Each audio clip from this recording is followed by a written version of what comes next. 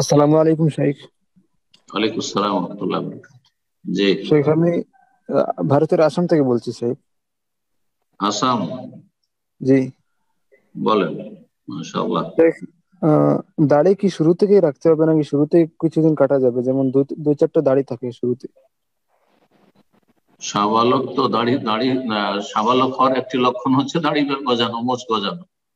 তো দাড়ি যখন শুরুতে বেরিয়েছে তার মানে সাবালক হয়ে গেছে। সাবালক হইলেই সবকিছু ওয়াজিব হয়ে গেছে, যা শরীয়তের ওয়াজিব ফরজ। আর দাড়ি হচ্ছে ওয়াজিব, সুতরাং শুরুতে কাটা যাবে এমন কথা শরীয়তে বলার কোনো অধিকার নেই। জি, শুরু থেকেই দাড়ি রাখতে হবে। যতটুকু আসছে ততটুকু রাখতে হবে। সামান্য এসছে সামান্য রাখবেন, হ্যাঁ। আর দাড়ি কাটবেন না। জি।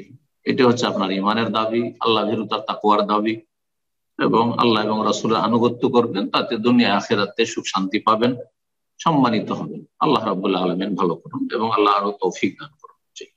আসসালামু আলাইকুম রহমতুল্লাহি বারাকাতুহু। সম্মানিত শেখ, ভালো আছেন?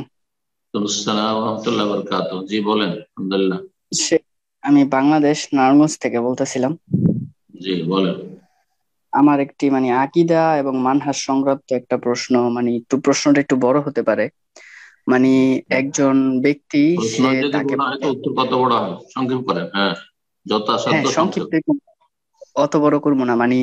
একজন ব্যক্তি বলতাছে আর কি আল্লাহ সংক্রান্ত, আল্লাহ সুবহানাহু ওয়া তাআলা চাইলে নিজেকে ধ্বংস করতে পারবো না।